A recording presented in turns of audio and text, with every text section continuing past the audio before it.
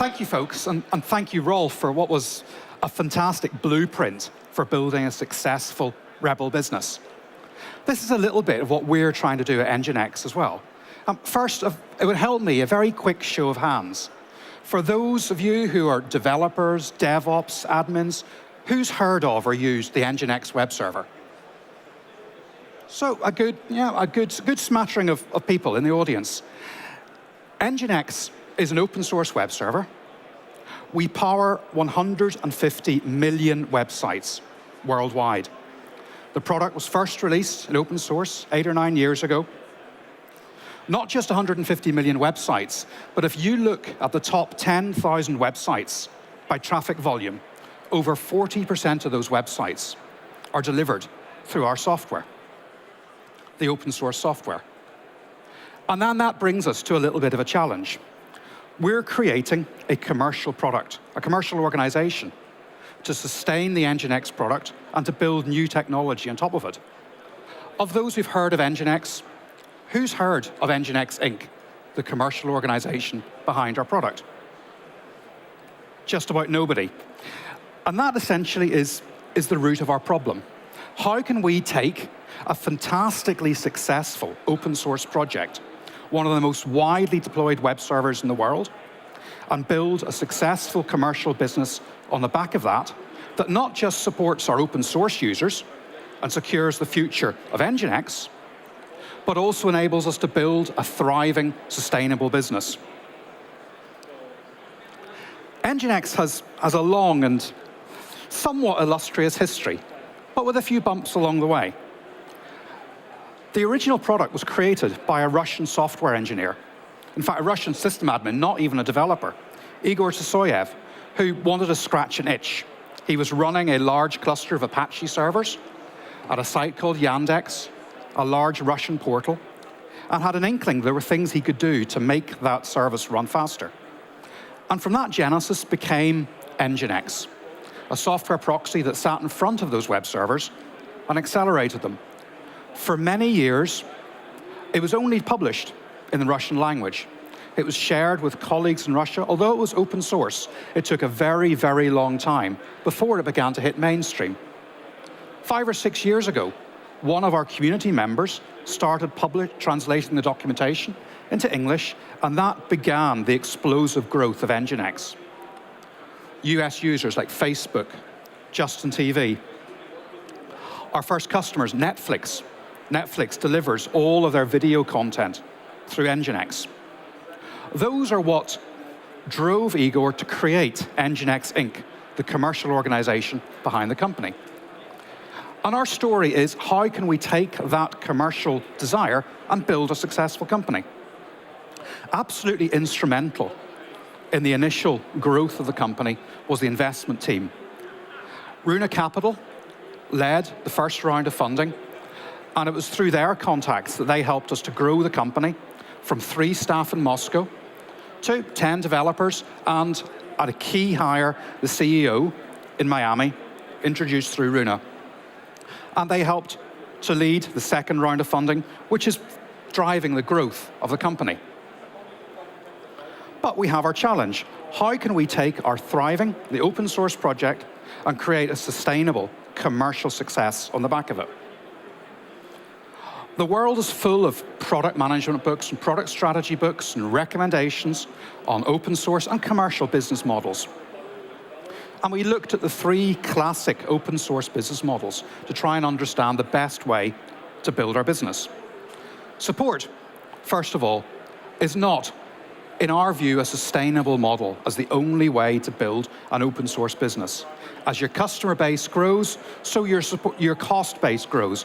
And generally, your cost base can outpace the customer base as you bring on more and more less experienced customers. As a service is another common model. WordPress or Drupal both have commercial companies delivering those as a service, but not the right fit for NginX as a piece of infrastructure software. Which left us with the most common direction, open core. Take the core open source product and develop some custom extensions, typically around management or performance or scalability, and sell those as commercial extensions.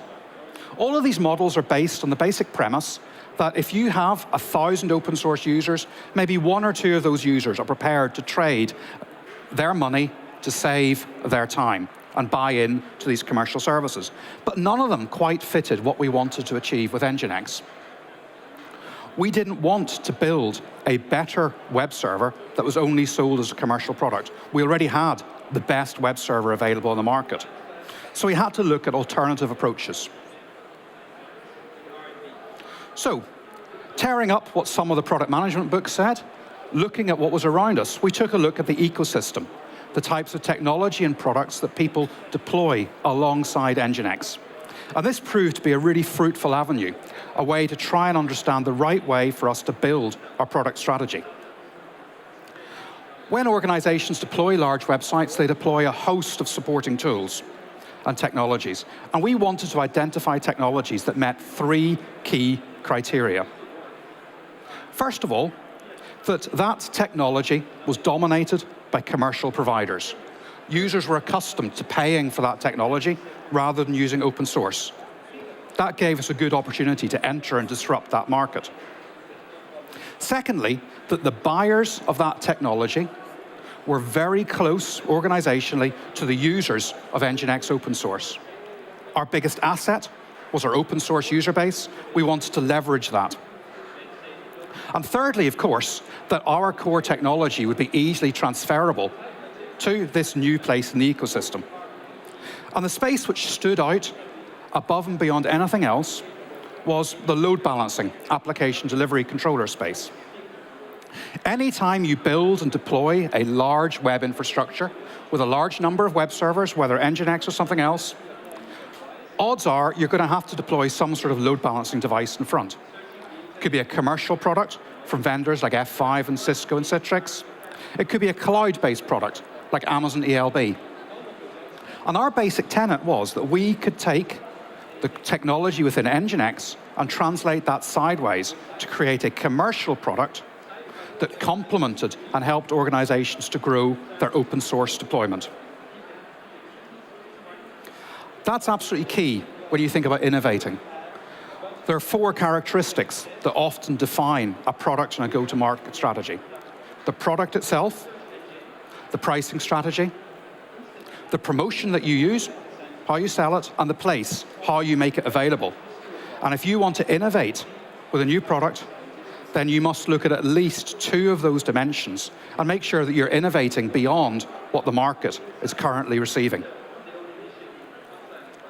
So, we're seeing, it's early days. Our product has been out for about a year. We're seeing some good growth. But what makes it possible, what helps us grow as a company, is not just the product, it's also the people in the organization. In a previous role, I worked with a company in a similar situation. They had a closed source product, they were VC backed, and we needed to pivot the company. The closed source product was losing market share to open source competitors, and we wanted to put forward a strategy whereby we would reduce the price for open source to closed source product and use that as a way to drive revenue and interest in future products. The VCs who had backed the company were too emotionally invested in the technology that they'd bought into, our closed source product, and it wasn't possible for us to work with them and to pivot the company and do what we wanted. With NginX, we've struck on a very sympathetic, supportive, strong group of VCs who understand the nature of the business. Things change. You have to pivot. You have to move. So, with the right products and the right people, you have a very, very strong chance of success. So thank you for your time. I hope it's been an interesting story. I hope it's given you something to think about. I'm very happy in the last 30 seconds to take a couple of questions.